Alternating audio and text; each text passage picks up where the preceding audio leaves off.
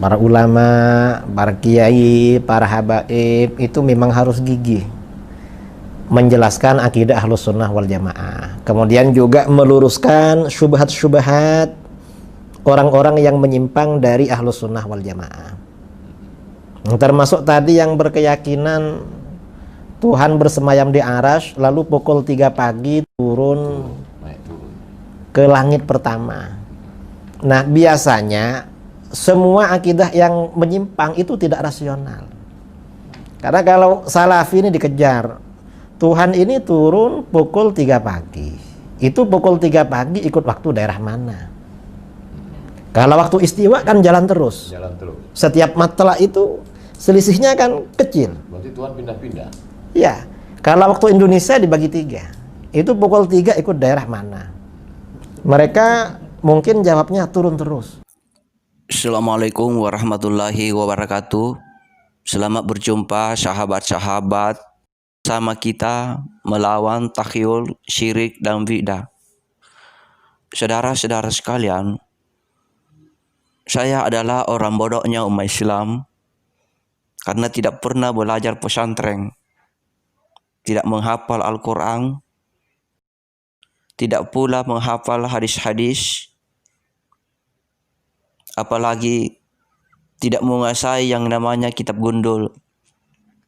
Namun pada kesempatan ini, sebagai orang bodoh, saya akan mencoba membantah pernyataan-pernyataan orang-orang yang pintar, orang-orang yang diulamakan, sarjana, bahkan sampai ke S3.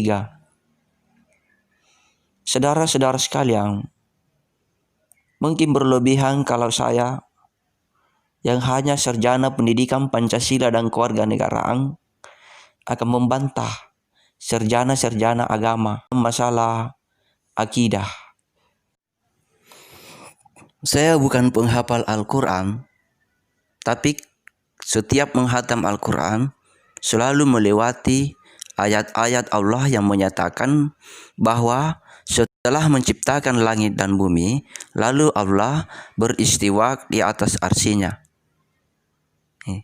Tentang keberadaan Allah di atas arsy, saya dapati dalam 7 ayat di dalam Al-Quran. Saya sebagai umat Islam yang telah mengucapkan 2 kalimat syahadat, meyakini dengan seyakin-yakinnya perkataan Allah tersebut.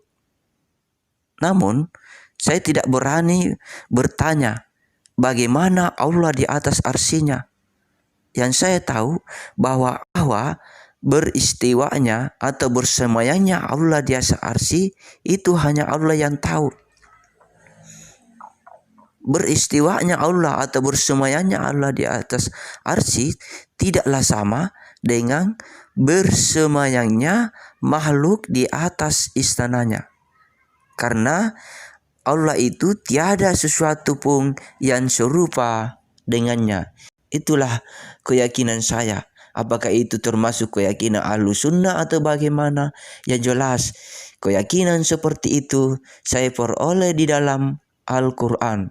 Saya bukan ahli hadis, tapi biasa membaca hadis-hadis yang meriwayatkan tentang keberadaan Allah di atas langit atau arsy. Tentang Allah turun pada sepertiga malam terakhir, saya juga pernah baca pada sebuah hadis sahih. Namun, saya sebagai umat Islam tidak bertanya bahwa bagaimana Allah turun. Yang jelas, saya meyakini bahwa turunnya Allah itu tidaklah sama dengan turunnya makhluk. Jadi turunnya Allah pada sepertiga malam terakhir itu hanya Allah yang tahu. Hanya Allah yang tahu. Tugas kita sebagai umat Islam hanyalah mempercayai perkataan.